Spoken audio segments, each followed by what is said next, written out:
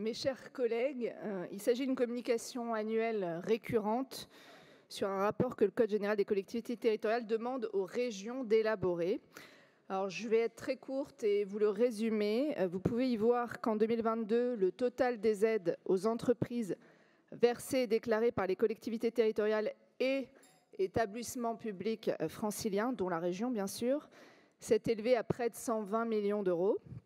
Alors ce montant, il est en diminution d'un tiers par rapport au recensement précédent, ce qui est assez logique avec l'arrêt graduel et désormais quasiment achevé des aides temporaires liées à la pandémie du Covid-19 et la réponse marquée des pouvoirs publics et de la région pour faire face aux effets des mesures d'urgence sanitaire.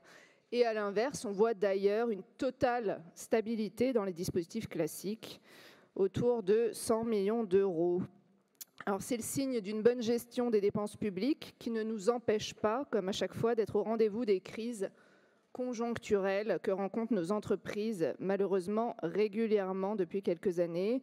Je pense par exemple à l'augmentation du coût de l'énergie ou encore les risques cyber décuplés à l'approche des JO, où la région répond systématiquement présente. Je vous remercie.